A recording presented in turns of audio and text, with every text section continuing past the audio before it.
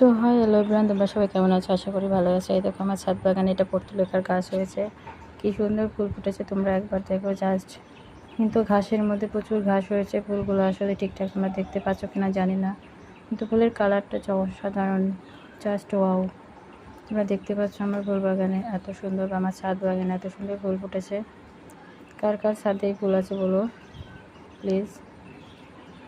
তারপরে এদিকে আমি ভিডিওগুলো নিচ্ছি, আমার এত ভালো লাগছে, ভিডিওগুলো না নিয়ে আর থাকতে পারলাম না। অসাধারণ কালার এই পর্তুলিকাটার।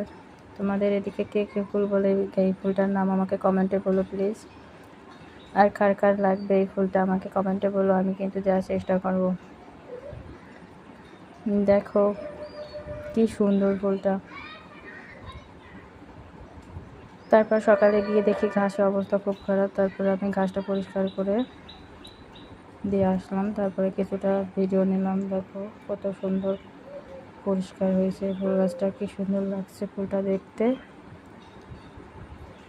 পরিষ্কার করার পর আরও সুন্দর লাগছে। আমি ঘাস দেখে আসলে আমার খুব খারাপ লাগছিল যে এত সুন্দর ফুলের মধ্যে এত ঘাস হয়েছে, তারপরে সেটা পরিষ্কার করে দিই যাতে ফুলটা আরও সুন্দরভাবে ফুটতে পারে।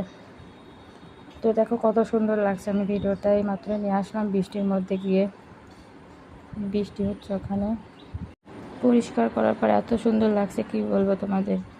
আর টবটা ভরে শুধু ফুল আর ফুল ফুল ফুটেছে। তারপর কিছুটা ডাল ভেঙে গেছিলো, সেইগুলো আমি নিচে নিয়ে আসলাম। নিচে নিয়ে আসে এগুলো লাগানোর জন্য প্রস্তুতি করছি। তারপর কিছুটা মাটি এই টবের মধ্যে দিয়ে ডালগুলো সুন্দর করে লাগিয়ে দিলাম। তারপরে দুটো টব নিয়ে আর কি আমি ফুল গাছটা লাগাবো বলে রেডি করছিলাম। পাশের আর একটা টবে আমি আবার আরও কিছু গাছ ছিল সেগুলো লাগিয়ে দিলাম। সবগুলো ডাল আর কি আমি লাগাবো বলে সেই জন্য মাটিটা বেশি করে নিয়ে আসলাম। এই দুটো টব কিছুদিন আগে আমার কেনা ছিল, এইগুলোতে কিছু লাগিয়েছিলাম না, তাই এই ফুল গাছগুলো লাগিয়ে দিলাম। দেখা যাক ফুল ফোটে কিনা। তো লাগানো শেষ হয়ে গেলে আমার বারান্দার বেলকনিতে আমি এইগুলা গ্রিলের সঙ্গে ঝুলিয়ে রাখলাম। দেখো কত সুন্দর লাগছে। আর যখন ফুল ফুটবে টবগুলো ভরে খুব সুন্দর লাগবে, তাই না? Tata bye bye. এই পর্যন্ত শেষ। আমার ব্লগটা ভালো লাগলো।